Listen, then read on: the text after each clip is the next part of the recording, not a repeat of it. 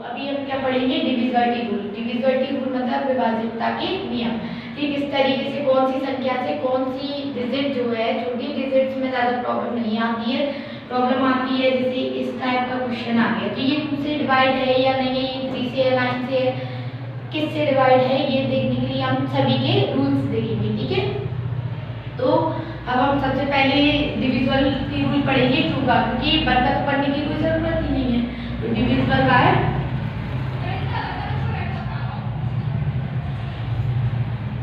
देखिए अब 2 से कोई भी संख्या विभाजित होगी, कोई भी डिजिट है जो 2 से डिविजिबल होगी, ये हम कैसे पता करेंगे, उसके लिए हम पहले लिखेंगे फिर समझेंगे। ठीक है, a number is divisible by 2 if the last digit, देखिए a number is divisible by 2 if its last digit is 0 2 4 6 8। मतलब क्या है इसका कि जो भी लास्ट डिजिट पे एक नंबर है, जैसे मैंने एग्जांपल के लिए ले लूं 6, इतना बड़ा नंबर है। देखो ये एग्जांपल के लिए ली है, कोई भी संख्या है, उसके लास्ट में हमें जो 1 प्लेस होता है ना, वहाँ पे क्या देखना है, 0 2 4 6 8 में से कोई भी 1 डिजिट होगी तो वो संख्या क्या 2 से डिविजिबल होगी। ठीक है, तो इसको एक एग्जांपल ये हो गया। इसी तरीके से और एग्जांपल लिख दीजिए इस तरीके से। ठीक है, अब हम आते हैं 2 की, और हाँ 2 की डिविजिबल, जो संख्या 2 से डिविजिबल होती है उसको हम क्या और बोलते हैं, इवन नंबर भी बोलते हैं। ठीक है, अब हम करते हैं 3 की डिविजिबिलिटी। देखिए ये डिविजिबल बाय 3, अब हमें कैसे पता चलेगा कि कोई भी संख्या है वो 3 से डिविजिबल है या नहीं है। तो क्या है, a number is divisible by 3 if the sum of all digits is divisible by 3। जब भी हम संख्याओं को जैसे फॉर एग्जांपल 3 3 6 9 है, पूरी जो भी 4 डिजिट्स मैंने ली हैं उसमें a number is divisible by 3, एक संख्या 3 से विभाजित होगी यदि the sum of, ये सारी संख्याएं ना, इनका सम जो है ना वो 3 से डिविजिबल हो। तो मैं देख लेती हूँ कि इनका सम 3 से डिविजिबल हो रहा है या 3 के मल्टीपल में आए तो वो भी हो सकता है। 3 और 3 6, 6 और 6 12, 12 और 9 21। तो ये 3 की मल्टीपल में है तो ये डिविजिबल होगी, 3 से डिविजिबल है। ये एक एग्जांपल ये हो गया। अब नेक्स्ट है, हम ये एक और एग्जांपल लेते हैं इसी का 5 4 6 1 8। तो अब हम इसको ऐड करके देखेंगे कि ये 3 से डिविजिबल है या नहीं है। 5 और 4 प्लस 6 प्लस 1 प्लस 8, 5 4 9 9 और 6 15 1 16 16 और 8 24।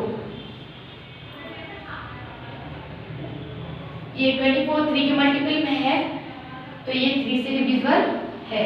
ठीक है, 24 3 के मल्टीपल में है क्योंकि 3 8 जा 24 होते हैं। 3 के में जो मल्टीपल का मतलब है कि 3 के फैक्टर करेंगे 24 के तो 3 से ये डिविजिबल होगा। ठीक है, विद 2 से भी होगा इस तरीके से।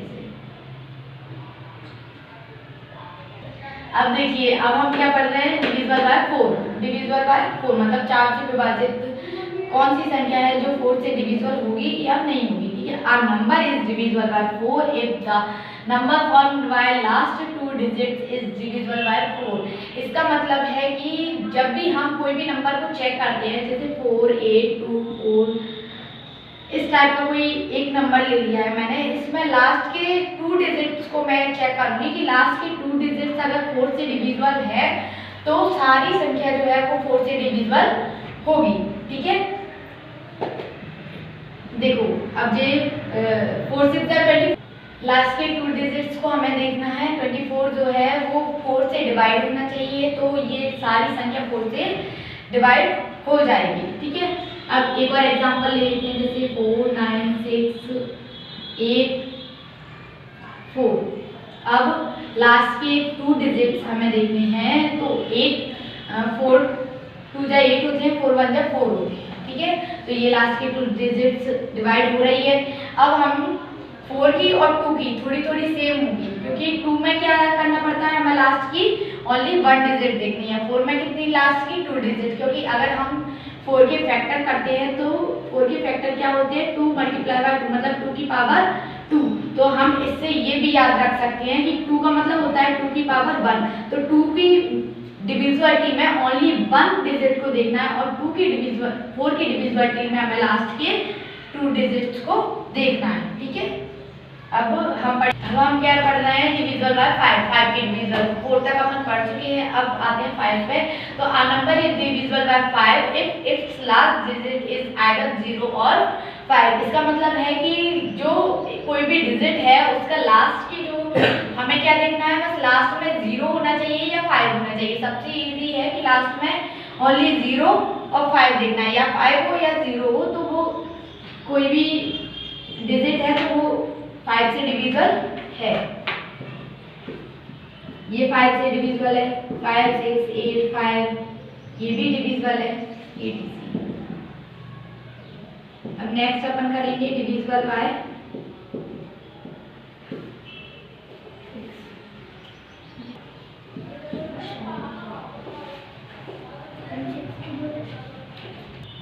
देखिए अब हम क्या देख रहे हैं, divisible by 6। A number is divisible by 6 if the number is divisible by 2 as well as 3।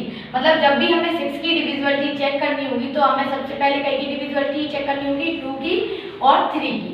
तो हमें 2 की डिविजिबिलिटी रूल हम पढ़ ही चुके हैं कि 2 की डिविजिबिलिटी रूल में क्या आना चाहिए, लास्ट में 0 2 4 6 8। और 3 का क्या है कि हमें सम करना है, सभी का सम ऑफ ऑल नंबर। तो जब हमें 2 की डिविजिबिलिटी पता है, 3 की डिविजिबिलिटी पता है, तो हम पहले कोई भी डिजिट है जैसे 6 4 3 2, अब पहले हम इसको ये देखेंगे कि ये 3 से डिविजिबल है या नहीं है। 3 और 2 5 और 4 9 और 6 15, ये 3 से डिविजिबल है। और लास्ट में 2 है, इसमें भी 2 है, तो ये 3 से भी डिविजिबल है। तो मतलब ये 6 से भी डिविजिबल होगी, ठीक है। देखिए अब है divisible by 8। A number is divisible by 8 if the number formed by its last 3 digit is divisible by 8। अब हम क्या देखेंगे कि जो लास्ट की 3 डिजिट्स होंगी, मतलब 1s 10s और 100, 1s 10s एंड 100 डिजिट्स को हम देखेंगे। 1s 10s और 100 डिजिट्स को हम क्या देखेंगे कि ये अगर 8 से डिविजिबल है तो सारी संख्या 8 से डिविजिबल होगी, जैसे 4 6 4 8। अब हम इन 3 डिजिट्स को देखेंगे कि 3 डिजिट्स को देखने के बाद में हमें पता चलेगा कि ये पूरी संख्या 8 से डिविजिबल है या नहीं है, ठीक है। तो 8 8 जा 64, 8 बन जा 8, तो ये 8 से डिविजिबल है, ठीक है। अब हमने 2 में क्या देखा था, जिस तरीके से मैंने अभी थोड़ी देर पहले बताया था कि 2 में हम लास्ट की 1 डिजिट को देखते हैं और 4 में क्या देखते हैं, लास्ट की 2 डिजिट्स को। इसी तरीके से 8 का जब हम फैक्टर करेंगे तो क्या होती है, 2 की पावर 3 होता है, तो हम इसमें लास्ट की 3 डिजिट्स को देखेंगे। तो हमें इस तरीके से 8 2 4 और 8 की हमें पता चल गया, इजीली याद हो जाएंगी कि किस तरीके से 2 और 4 और 8 में रिलेशन है। मतलब 2 में क्या देखना पड़ेगा, ओनली लास्ट की 1 डिजिट, 4 में लास्ट की 2 डिजिट और 8 में लास्ट की 3 डिजिट। अब बात आती है 6 की। तो 6 की जब भी हम फैक्टर करेंगे, 6 की फैक्टर करेंगे तो 3 और 2 होगी, तो 2 और 3 की दोनों की डिविजिबिलिटी को हम देखेंगे, ठीक है। देखिए divisible by 9। A number is divisible by 9 if the sum of its digits is divisible by 9। जब भी हम इनकी संख्याओं का योग करेंगे, जोड़ेंगे इनकी संख्याओं को, तब इनकी संख्याएं जो योग आएगा ना वो 9 से डिविजिबल होना चाहिए। मतलब 9 के मल्टीपल में भी आना चाहिए, अगर उससे ज़्यादा आता है तो अपन उसको डिवाइड करके देख लेंगे, ठीक है। जैसे एक एग्जांपल मैं लिखती हूँ 2 2 5 7 2 9। देखिए अब 2 2 5 7 2 9। अब हम इनको पहले जोड़ के देखेंगे। 2 + 2 + 5 + 7 + 2 + 9। 2 2 4 और 5 9 9 और 7 9 और 7 16 16 और 2 18 18 और 9 27। ये 27 9 के मल्टीपल में है। 9 3 = 27। तो 9 की डिविजिबिलिटी 3 की डिविजिबिलिटी से बिल्कुल सेम है। 3 की डिविजिबिलिटी में हम क्या करते हैं कि जब भी हम नंबर्स को जोड़ेंगे तो वो 3 के मल्टीपल में आना चाहिए और 9 की डिविजिबिलिटी में 9 के मल्टीपल में आना चाहिए। ठीक है। अब हम नेक्स्ट जब भी हम 10 की डिविजिबिलिटी देखते हैं तो क्या करते हैं, a number is divisible by 10 if it's last digit is 0। सिर्फ हमें ये देखना पड़ता है कि लास्ट की डिजिट जो है उस पर 0 है या नहीं है। 0 हो गई तो हम उसको डिवाइड हो जाएगी। ठीक है। 5 की तरह ही है ये। 5 में 0 और 5 देखते हैं, 10 में 0 देखते हैं, 3 और 9 की सेम है। 3 के जब भी हम सम करते हैं तो 3 के मल्टीपल में आना चाहिए। 9 का सम करते हैं तब 9 के मल्टीपल में आना चाहिए। 2 4 8 की सेम है। ठीक है।